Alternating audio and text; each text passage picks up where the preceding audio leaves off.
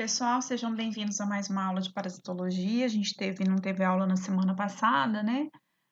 Hoje tem atividade para ser entregue. Quem está com atividade aí em atraso, por favor, colocar em dia, tá? Para que até que eu possa mandar o gabarito para o pessoal que fez, né? Porque senão eles ficam sem saber se acertaram ou não, tá? E hoje nós vamos falar de ordem díptera, da subordem Nematocera. A gente já vinha falando deles, dos dípteros, na aula passada, na última aula. Vamos falar de culiacídeos, de anofolinos, de flebotomíneos, de simulidae e vamos entrar na ordem Ciclorrafa, tá? Vamos falar de Muscidae e Cutuberidae. A gente vai continuar falando nessa última subordem na aula que vem. É uma aula bastante comprida e como eu tinha um pedaço da outra para terminar, eu tinha que terminar, né, a subordem Nematocera para poder entrar nessa, mas eu também não podia ficar só com aquela Nematocera porque não completava a aula de hoje. Então eu tive que misturar as subordens aí, tá? Vamos dar início então à aula de hoje. Tem dois videozinhos adicionais para vocês olharem, um de mosquitos, de diferença de mosquito da dengue, da zika, de chikungunya, de uma maneira de uma outra visão, com outras informações, dando um foco especial, e um videozinho falando de moscas, tá? E aí lá no final ele entra em miríases, que a gente vai dar um enfoque na aula que vem. No final da aula de hoje, então, tem atividade, tá? Vocês têm 14 dias para entregar a atividade, vocês têm até o dia 17 para entregar. São 10 questões ali, algumas de responder, outras de marcar alternativa, e aí vocês vejam qual é a data que fica melhor para entregar. Entregar ou no Class ou por e-mail, tá? Eu não estou aceitando nada no WhatsApp, porque vocês sabem que meu celular está sobrecarregado. E aí, quem não tiver computador, não tem computador, pode fazer à mão, bate foto lá e anexa e manda no e-mail, tá? Ou então tenta anexar no Class, que já é um pouquinho mais complicado.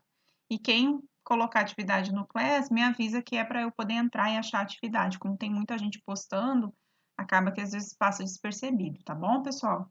E às vezes alguém, né, eu mando as monitoras entrar em contato com vocês, para vocês quem está com atividade atrasada, se organizar para dar uma forma de entregar essa atividade. Essas atividades são muito importantes porque elas são a forma de avaliação de vocês. Então, se vocês não fizerem essas atividades ao longo aí do bimestre, fica difícil depois de atribuir uma nota para vocês, ok? Então, vamos dar início à aula de hoje. Então, onde que a gente anda, né? A gente já falou, né? Começou lá dos artrópodes, a gente está no filo dos insetos, que é a hexápoda, tá? E a gente vai falar nas próximas aulas desses outros subfilos aqui, de maneira atendendo ao que está lá na ementa. Então, a ordem díptera, tá? De dois, Petra de asas, então duas asas, corresponde a essa classe, moscas, mosquitos, flebotomídeos e simulídeos, tá? Eles têm habitats variados, eles podem habitar, né, desde dentro da casa da gente até florestas. Com o surgimento da expansão das cidades, né, as cidades estão adentrando as áreas urbanas, a gente tem notado que a infestação de moscas, mosquitos, flebotomídeos tem sido maior. Então, eles têm muitos habitats e é comum a gente encontrar eles dentro da nossa casa ou em regiões que a gente tem usualmente o convívio, tá? Muitas espécies são vetores de vírus e isso é preocupante, né? Também protozoários e eumintos. Aproximadamente 153 mil espécies distribuídas em 160 famílias em todo o mundo. Com relação ali ao vírus, pessoal, o vírus, como a gente está vivendo uma pandemia hoje, a gente sabe que tem uma preocupação muito grande com relação a vírus. E por isso que a gente tem que se preocupar bastante com esses dípteros que passam vírus, né? A gente tem aí a dengue, a zika, a chikungunya, que a gente vai falar hoje, que são vírus transmitidos por mosquitos, tá? Então, vamos continuar falando. Então, entre as características gerais da ordem díptera, a gente tem asas tipo membranosas, um par de asas, como vocês estão vendo aqui na figura, tá? Um par de asas bem estabelecidas,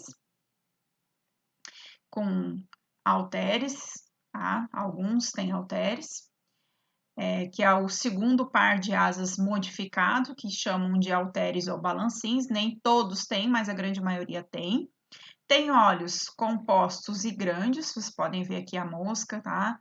Com olhos bem grandes. Tem um aparelho bucal sugador, antenas de formas variadas, que é essa parte aqui, tá? Podem ser filiformes, plumosas, aristadas, estiliformes, enfim. Isso não vem bem ao caso para nós, a gente não precisa decorar que tipo de antena que cada inseto tem. Só precisamos saber que eles existem.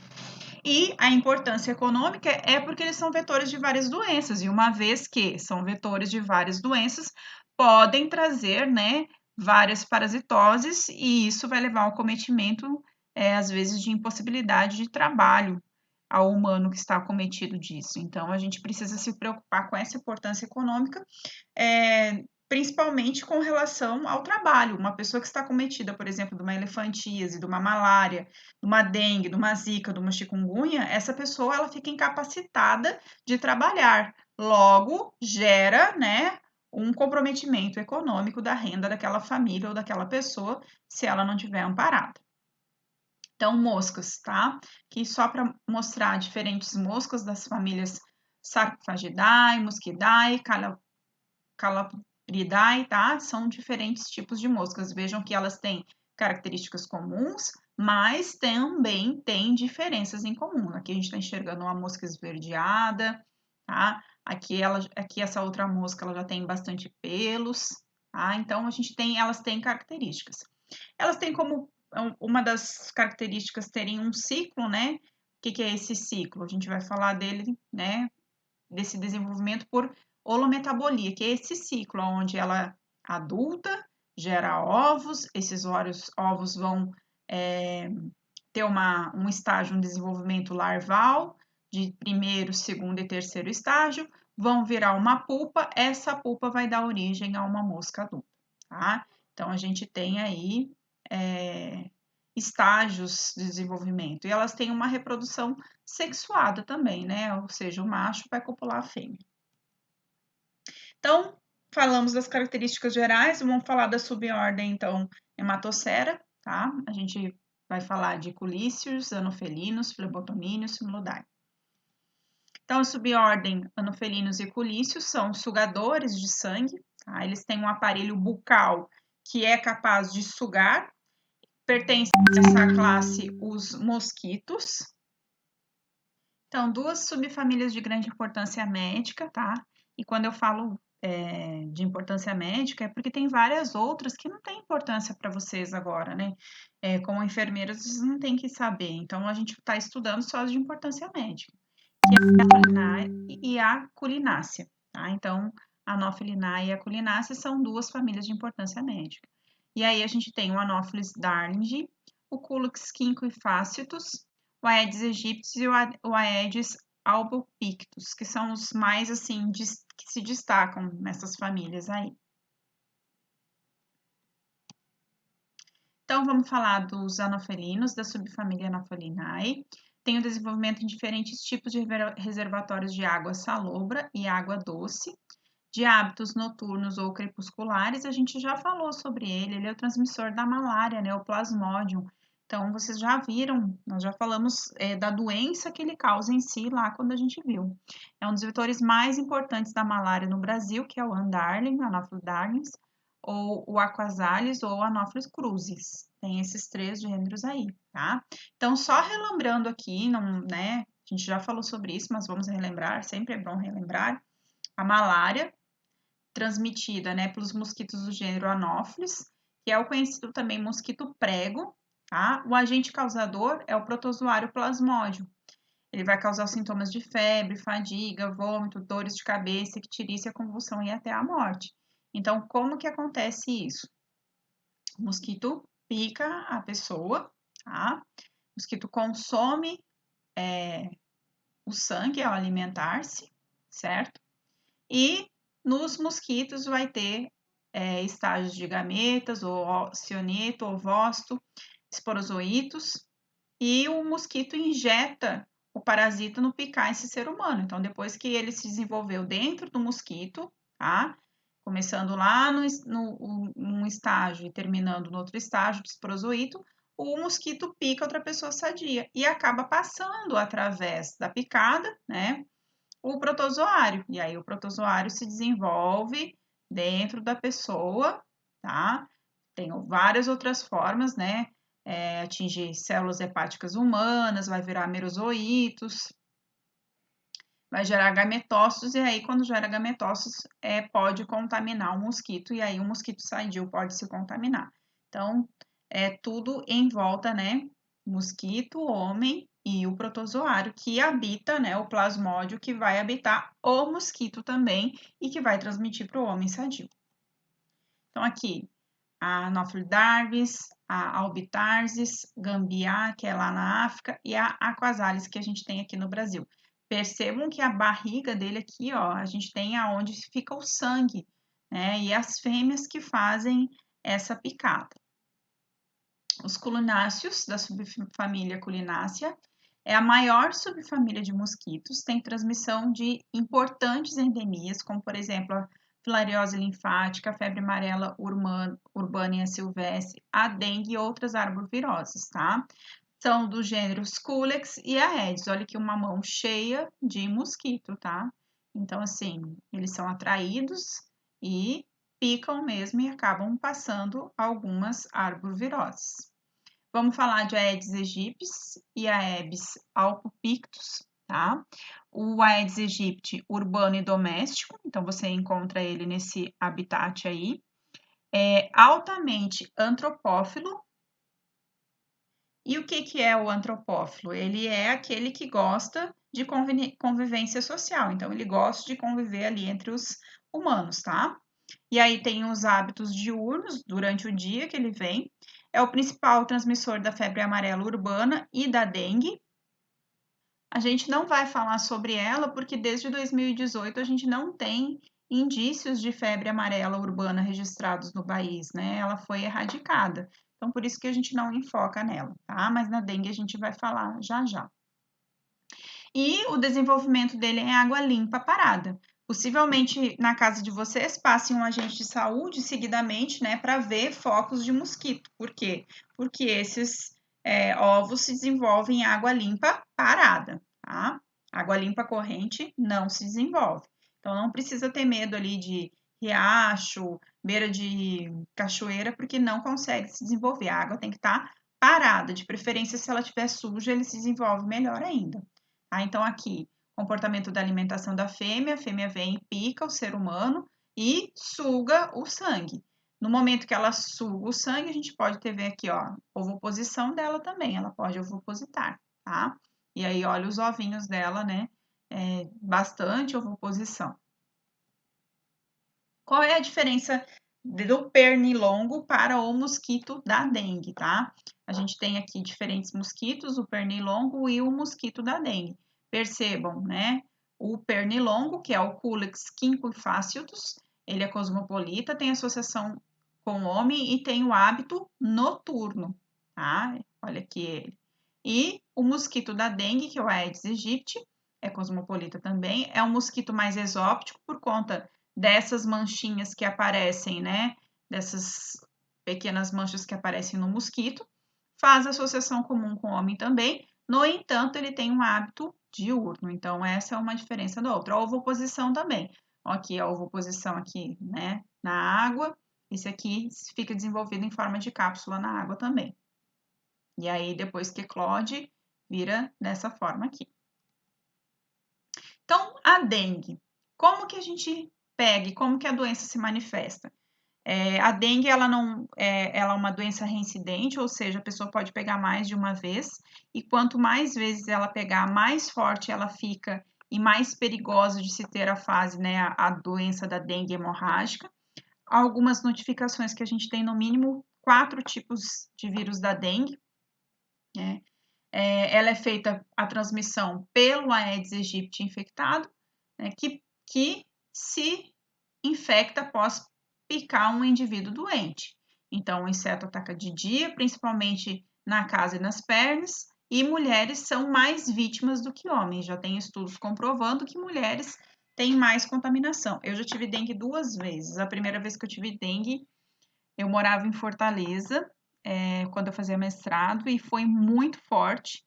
Eu tive que ficar de cama uns 7 dias, inclusive dos 7 dias, 2 dias eu não consegui levantar nem para tomar banho, de tanta dor que eu tinha no corpo, e dor de cabeça e febre alta. A segunda vez eu já tive quando eu estava morando em São Paulo e foi fraca. Eu só notei que eu tive dengue pela segunda vez porque eu fiquei com o corpo todo examboado e tinha coceira. E aí eu fui parar no pronto-socorro e aí eles fizeram o teste do laço, detectaram que eu tinha tido dengue pela segunda vez. Na primeira vez não apareceu manchas no meu corpo, mas na segunda vez não tive quase febre, não tive dor de cabeça, possivelmente porque eu já tinha desenvolvido anticorpos e que possivelmente não era o mesmo tipo de vírus, mas era um subtipo. E aí, quanto mais vezes você pegar a dengue, mais é a chance de você ter a hemorrágica, tá? Então, não há contágio direto com pessoa para pessoa não passa a dengue, e não se pega dengue por água contaminada, por alimentos, por animais ou por objetos, tá? Então, os sintomas, a gente tem a dengue clássica e a dengue hemorrágica.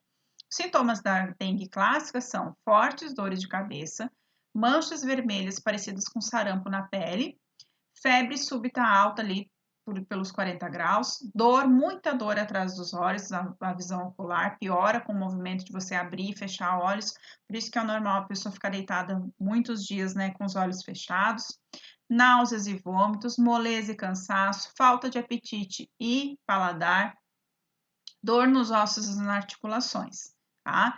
Já a hemorrágica, a gente tem uma dificuldade de respiração, uma perda de consciência, confusão mental, agitação e talvez insônia, sangramento na boca, gengivas e nariz, boca seca com muita sede, pulso fraco, dores fortes abdominais e cólicas, pele pálida, fria e úmida. Qual é o tratamento? Os primeiros sintomas tem que procurar o médico, né? Tratar os sintomas que o ciclo do vírus se conclua, então tem um ciclo para ele continuar, não há nada que a gente possa fazer para interromper esse ciclo. Beber muita água, repousar, usar a medicação que o médico indicar e de jeito nenhum, usar qualquer remédio à base de ácido salicílico, porque o ácido salicílico ele é anticoagulante e se a gente tiver com a dengue, a gente não pode tomar anticoagulante, somente paracetamol, mas aí o médico que vai indicar qual é a medicação mais indicada, né? Fazer bastante repouso, hidratação e fazer, não tem como interromper esse ciclo. Então, aqui alguns sintomas. Eu, quando tive esse tipo aqui da segunda vez, né? Meu corpo ficou todo ensamboado, e aí que eu deduzi que eu estava com dengue e procurei atendimento, mas da primeira vez eu tive os outros sintomas, que é ficar doente, que é ficar deitado, dor de cabeça, náusea, né? Aqui, quando ela já tá hemorrágica, tá? Que daí afeta, a gente tem aí ela já com acometimento. Tem algumas pessoas que embaixo da unha podem aparecer também pintinhas vermelhas no olho, também é comum são sintomas da dengue também. A chikungunya. A febre chikungunya é uma doença transmitida pelo mosquito Aedes aegypti e Aedes albopictus. No Brasil, a circulação do vírus foi identificada lá em 2014, tá? Chikungunya é o termo do significado, aqueles que se dobram em Chaleuí, um dos idiomas da Tanzânia, que foi os países onde ela primeiro apareceu. Então, ela refere-se à aparência curvada dos pacientes que foram atendidos. As pessoas ficam com dor e acabam se curvando, tá? Então, ela foi localizada também lá no leste da África, entre os anos 52 e 53. Então, a febre chikungunya, tá? Os sintomas manifestam-se de 4 a 12 dias após a picada do mosquito, Aedes aegypti ou Aedes albopictus. Os sintomas também podem aparecer de forma leve e pode ser confundido com da dengue. Para a gente saber se é dengue, se é chikungunya ou se é zika, a gente precisa fazer um PCR, tá? Que daí vai determinar através da sorologia que tipo de doença que é. As pessoas, como são sintomas muito parecidos, as pessoas precisam fazer esses exames.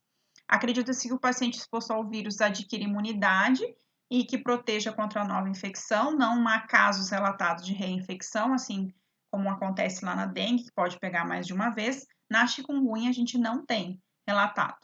Tratamento, não há um medicamento antiviral específico, a vacina comercial para combater a chikungunya, já existe essa vacina aí, tá? Tratamento para aliviar os sintomas com uso de antipiréticos, analgésicos e fluidos. A prevenção e controle alerta para quem esteve em regiões de doença tem se manifestado, né? Nós tivemos uma epidemia no Brasil aí algum tempo atrás também, agora já não se fala tanto. A dengue, nós ainda temos uma epidemia, ainda há muitas pessoas que morrem de dengue, não é só o Zika vírus que existe ainda, a dengue existe ainda e mata muitas pessoas, então por isso precisa cuidar. Na chikungunya, a gente tem relatos de complicações neurológicas, gastrointestinais, no coração e nos olhos. Complicações sérias não são comuns, mas a doença pode causar a morte em pacientes idosos.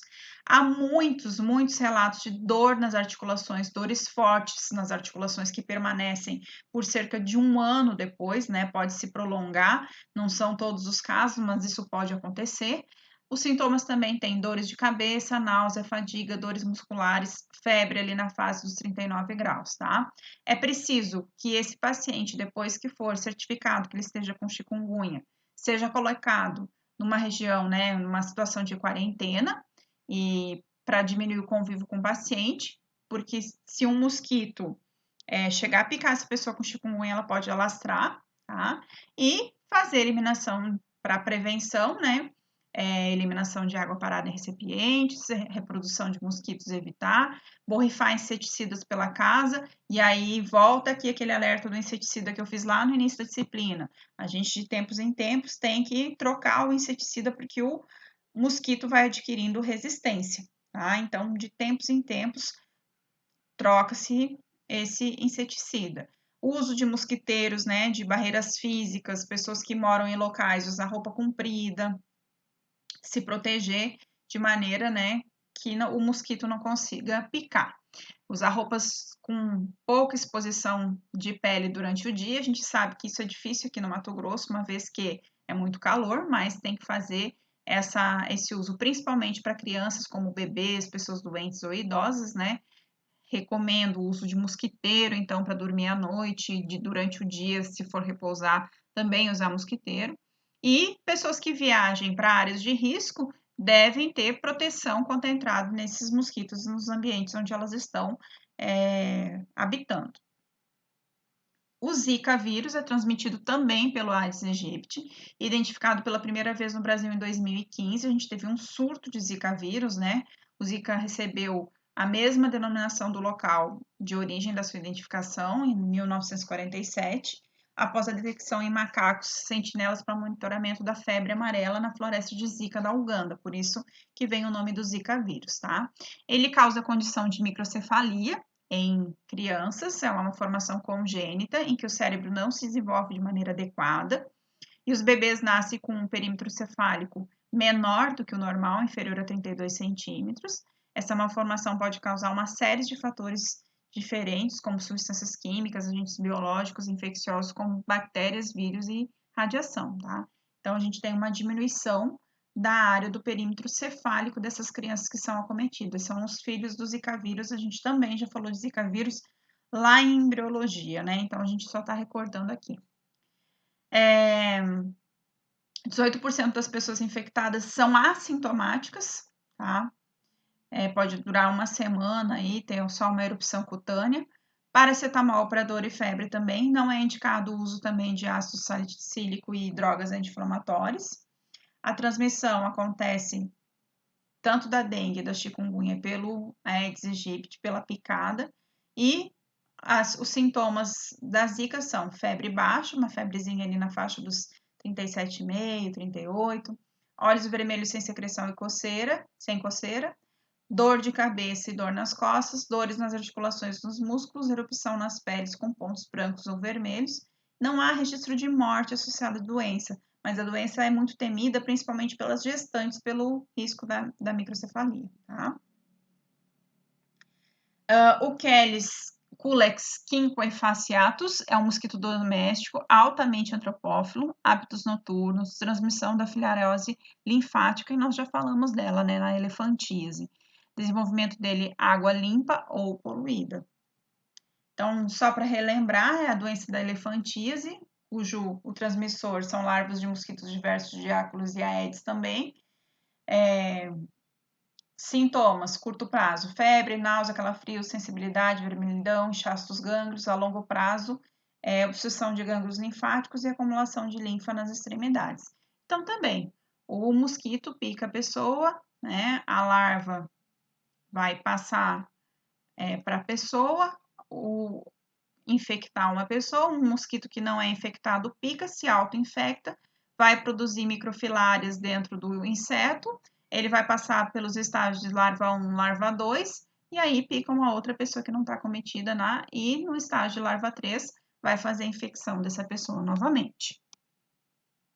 Pessoal, muita gente me pergunta por que mosquito não transmite AIDS, né? Se AIDS é um vírus, a gente tem o vírus da dengue, da zika, do chikungunya, né? Que são transmitidos por mosquitos, por que a AIDS não é transmitida por um mosquito também? Já que, por exemplo, uma pessoa que está aidética com o vírus da AIDS, né? Contaminada, é picada por mosquito. E por que esse mosquito, ao ser picada, não leva esse vírus para outra pessoa? Isso poderia muito bem servir também.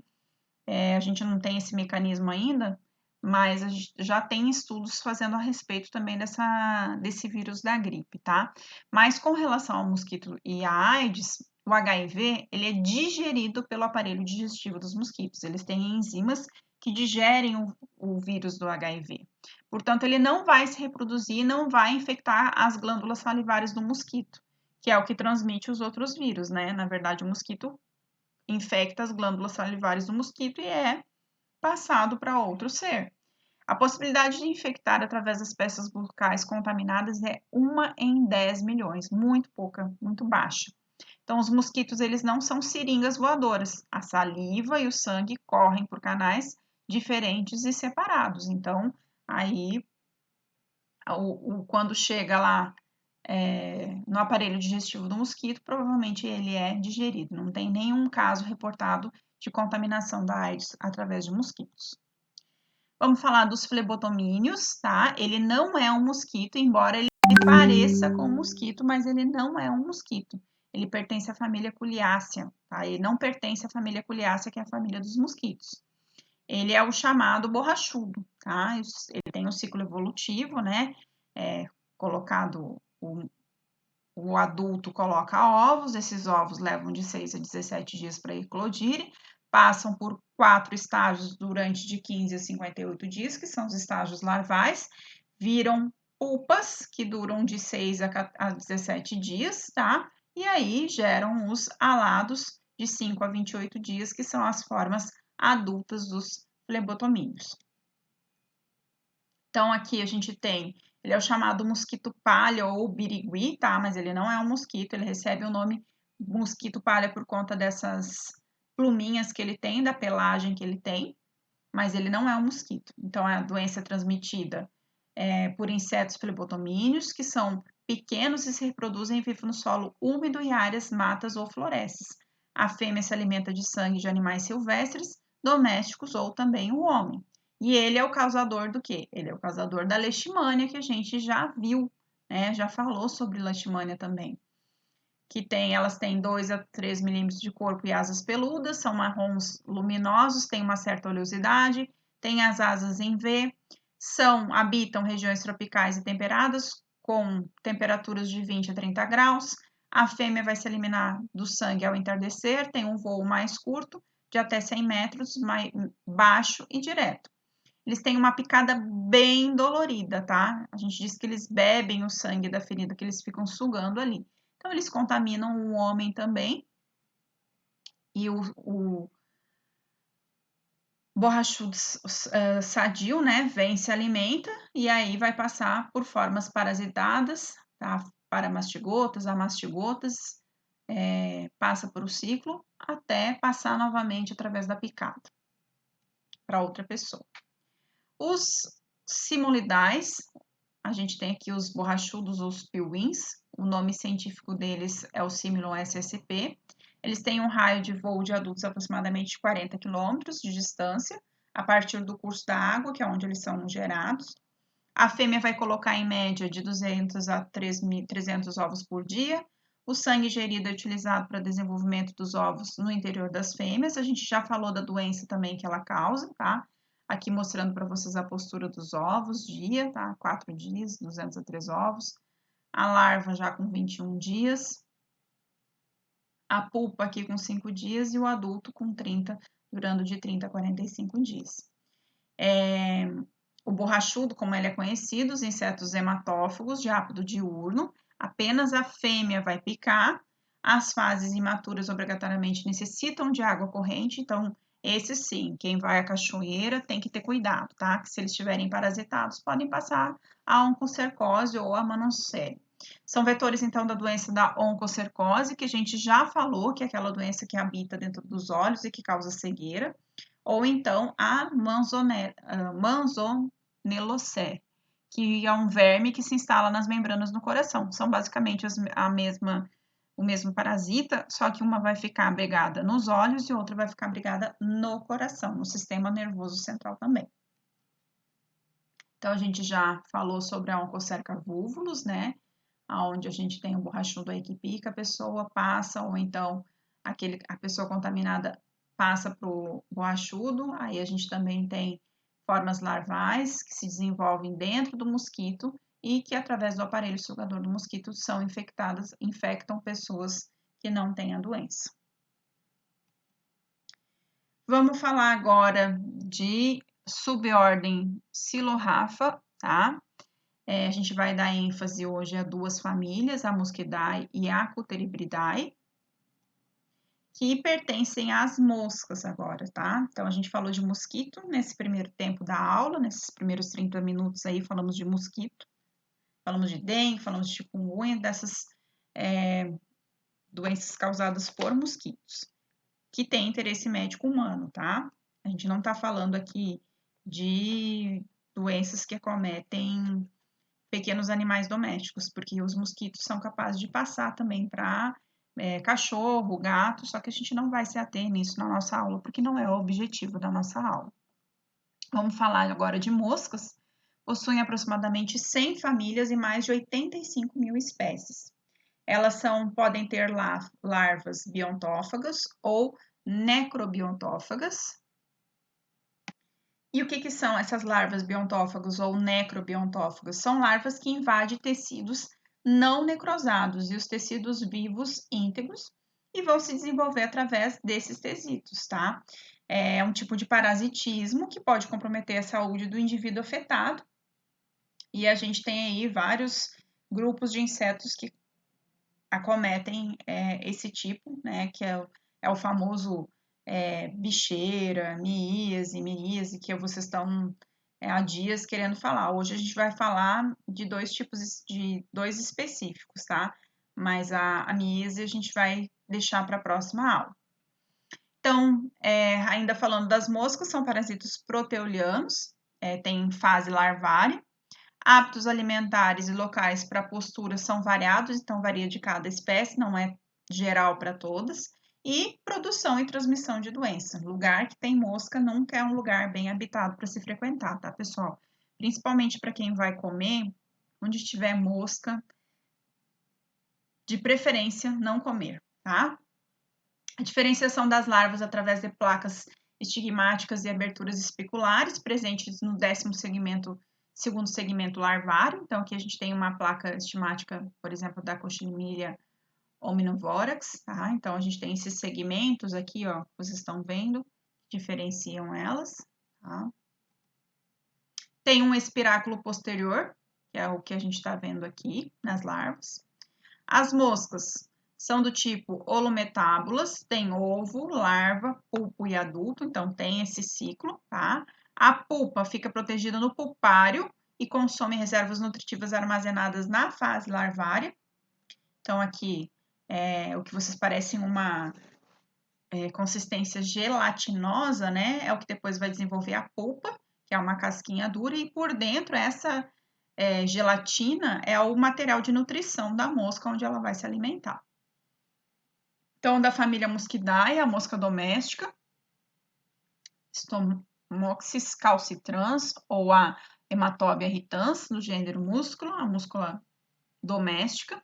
Tem o tamanho entre 6 e 7 milímetros, um aparelho lambedor, ou seja, ela não tem sugador, ela tem lambedor agora, tá?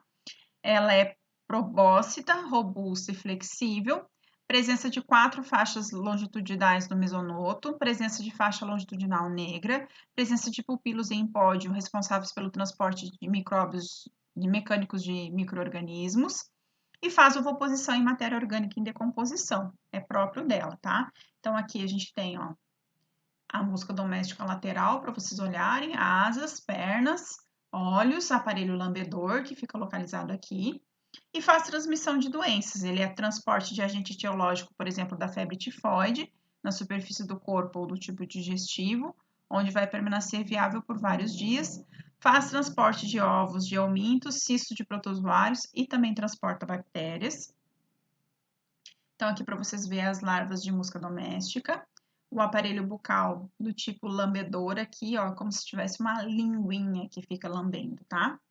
Tem as asas, tá? 4 faixas dorsais, o mesonoto no tórax, que é essas faixas aqui nesse sentido mais transversal. Tem as asas no formato de cotovelo, tá mostrando aqui na figura. Aqui as pulpas com essa carapaça, né? Essa parte mais durinha, que geralmente, ó, elas são larvas, elas são brancas. Quando elas viram pulpas, elas adquirem uma coloração mais escura. E aí ali dentro fica o material gelatinoso que elas ficam se alimentando para depois eclodirem. Eu coloquei um videozinho lá para vocês assistirem que mostra bem direitinho uma transmissão de fases dela. Por favor, não deixem de assistir esse vídeo. A Stomoxys calcitrans é a mosca de estábulos, né, onde tem vaca, cavalo, ovelha, tá? Elas são hematófagas também. Um aparelho bucal picador e sugador, tem os dois. Vetor mecânico do Trypanosoma evance para equinos, camelos e cães, que nós não vamos falar porque não é o alvo da nossa disciplina. Vetor de Bacillus anthracis, tá? E pode disseminar larvas do berne. A família Cutuberidae e a subfamília Cutebrinae são grandes moscas com reflexos metálicos. É aquele que a gente chama de moscão, né? Peças bucais rudimentares, principais espécies Dermatobia hominis. O adulto tem vida curta de 20 dias e ela é causadora do berne, tá? Então, aqui para vocês olharem, ela tem esse aspecto esverdeado, né? Média aproximadamente, elas são maiores, por isso que a gente apelida ela de moscão, porque elas têm aproximadamente 15 milímetros, enquanto as outras têm de 6 a 7. Tem uma face amarelada, tórax com reflexos azulados e abdômen azul metálico com tonalidade violeta, então tem várias cores delas, né? Há quem ache elas bonitas, eu não vejo nada de bonito, mas eu já escutei de aluno dizer, nossa, olha que linda, não sei o que. Gosto é uma coisa muito peculiar, né, meu povo? Pernas alaranjadas, olhos bem separados, peças bucais atrofiadas, não se alimentam, têm a vida média de 2 a 19 dias e habitam florestas e bosques. Então, elas vão utilizar suas reservas, já que elas não se alimentam, né? Acho que eu estava no slide anterior, só um pouquinho, deixa eu voltar aqui. Aqui. Elas vão utilizar as suas reservas alimentares e elas têm vida média justamente de poucos dias porque elas não se alimentam. Então, elas vão realizar desovos sobre corpo de outros insetos hematófagos de várias espécies. Elas podem fazer, inclusive, a desova em pleno voo, elas não precisam sentar ali para desovar. Por exemplo, se elas estiverem sobrevoando uma espécie, né, um lugar aberto ou uma comida, elas podem desovar ali só voando, não precisa sentar sobre. Por isso que a gente tem necessidade da gente não coabitar em lugares que elas estejam, tá? Ela é um inseto transmissor. Quando o inseto pousa em um mamífero, o opérculo do ovo abre e a larva adere através de pelos e da pele do animal. E essa larva, ela consegue aderir, é como se ela tivesse uma goma nesses ovos que eles aderem ao pelo do animal. O boi como principal hospedeiro, cão e o homem também é hospedeiro acidental. E é muito comum pessoas que têm o famoso berne, né? Então, na fase de larva, depois de 6 dias do primeiro estágio, L1, elas vão ser formadas, e quando o inseto se aproxima de um mamífero para se alimentar ou descansar, as larvas são estimuladas pelo calor do hospedeiro, né? Contato hospedeiro com a mosca, ela solta a sua larva ali, tá? E aí elas saem dos ovos e penetram ativamente a pele do hospedeiro por alguma microcorte ou alguma microfissura que tiver ali, ou então pelo próprio pelo elas podem entrar, tá? O berne, que é o chamado, ele vai ficar com a parte respiratória para fora, o espiráculo que eu mostrei lá para vocês, voltada para o exterior da pele para fazer a respiração. Então, ela faz a penetração da larva via epitélio ou por alguma microfissura, ou então pelo próprio pelo, permanece com a extremidade anterior mergulhada na derme e fazem trituração e crescimento do tecido ali dentro. E aí o videozinho que eu mandei lá para vocês aparecem vários bernezinhos. E tem a presença do gancho bucal na extremidade oral para ela se fixar, e ela faz a respiração através dessa cavidade oral. Pode atingir até 24 milímetros em 40 dias, e depois na maturação eles caem da pele se a pessoa não viu ali, não tratou, vai desenvolver, mas eles caem na pele para o estágio pulpal para desenvolver uma pulpa para dar origem a uma outra mosca. É como se eles fossem, o homem fosse o hospedeiro intermediário só para alimentação. Por quê? Porque a pulpa vai se alimentando ali. Então, a mosca adulta pode depositar, inclusive sobre pernilongos, tá? A ovoposição dela. E aí, quando a mosca ou o pernilongo passa em cima de uma área para picar, ou no homem, por exemplo, né? A mosca contaminou o mosquito, e o mosquito vai chegar no homem ali. Ela largou a larva dela, os ovos, em cima do mosquito. Pode acontecer isso também. Aí o mosquito senta ali em cima da pele do homem para picar. Enquanto pica, essa colinha que adere aqui, a larva o ovo da mosca, né? No abdômen do mosquito, pelo calor do contato com o homem, se desgruda e adere à microfissura ou ao pelo do homem. Ou então a própria mosca vem, senta e faz essa oposição ali no pelo do homem. Com o calor da pele do homem, a tendência é essa larva L1 aí tentar se introduzir em microfissuras ou no pelo. E aí elas vão invadir o tecido do vertebrado, que vai servir para a alimentação dele, tá? Então, as larvas alimentam-se dos tecidos ou líquidos corpóreos de vertebrados vivos, que podem ser, inclusive, o homem. E o homem pode adquirir isso também, pessoal, passando por folhagens, pastagens, perto de pelos de animais que contenham esses ovos. Então, é muito comum. Por isso que é o indicado para pessoas que trabalham, né, trabalhadores rurais, utilizarem roupas de manga comprida, porque quando ele passe, por exemplo, numa lavoura, onde a mosca ou o mosquito tenha passado, né? O mosquito tenha, no caso, feito pousado ali para passar um tempo, ou a mosca tenha feito uma ovoposição, que eles usem manga comprida para não serem infectados, por exemplo, com pastagens. E já falei para vocês que eles têm esses pelinhos aqui, né? Esses ganchinhos para melhor fixação deles dentro da pele do homem mesmo, tá? E aí, como vocês estão vendo aqui na figura, o orifício o respiratório fica para fora, eles são aeróbicos, então eles precisam de oxigênio. Tanto é que o tratamento que é indicado para uma pessoa que tem isso é tapar esse orifício para depois fazer uma pequena cirurgia, uma microcirurgia para remoção. Então, aqui só para mostrar para vocês no gado, né, nos bovinos, como que fica o local da infecção, fica suscetível à entrada de vários micro-organismos oportunistas, e geralmente a gente tem uma infecção, uma inflamação localizada, né, aí coloca aquele líquido vermelho, roxo que tem. As pessoas que fazem trilhas também, né, gostam de fazer trilhas, às vezes podem se contaminar com esse berne aí. O líquido roxo que a gente fala é o conhecido como mata-bicheira, tá? Muita gente gosta de utilizar nos animais. E aí a gente tem diferentes marcas comerciais, como o Ford Spray, da Agroline, tem várias marcas aí que matam violeta de genciana, que matam o berne, tá? Mas aí as agropecuárias têm a mais indicada para cada tipo bovino.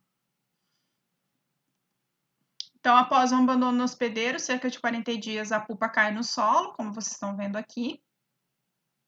A emergência da mosca adulta de 4 a 11 semanas, que vai viver por poucos dias, né, para realizar a cópula e a postura, cerca aí de no máximo 5 a 12 dias, 19 dias, alguns na literatura trazem no máximo. Por quê? Porque ela não se alimenta. Como ela não se alimenta, não consegue viver por muito tempo. Então, o tratamento para extração da larva, realização de uma pequena incisão, então é dolorido para retirar isso, não é uma coisa tão fácil. Coloca-se um esparadrapo na região onde a larva está localizada, utiliza-se algumas gotas de água fria, que foi fervida com fumo de corda também, no local da lesão também é indicado. A nicotina mata a larva.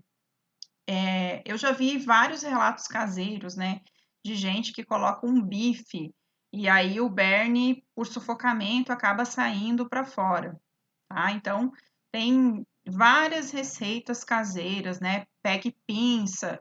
Só que daí, gente, tem que ter muito cuidado. Por quê? Porque se pinçou e ficou um pedaço dela lá dentro, é muito difícil, não tem como saber. O ideal é procurar o médico, né? Tem gente que coloca toucinho de bacon, esparadrapo, esmalte.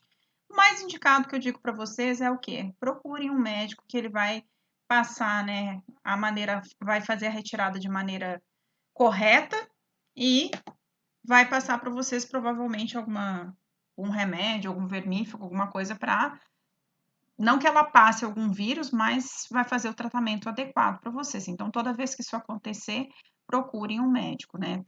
Já vi muita gente colocar bife, bacon, batata, tudo que é tipo que vocês mais imaginarem para sufocar. Mas aí, quando você sufoca e mata ela, como que você vai tirar depois? Dependendo do tamanho que ela tiver ali dentro, você precisa só com a pinça puxar, além de causar muita dor, você às vezes não consegue tirar de maneira correta. Então, o ideal, a indicação é procurar um médico, ok? Dessa forma, a gente encerra a aula de hoje. Tem atividade, tem mais 2 videozinhos para vocês olharem, um de dengue e um de mosca, e tem um artigo para leitura.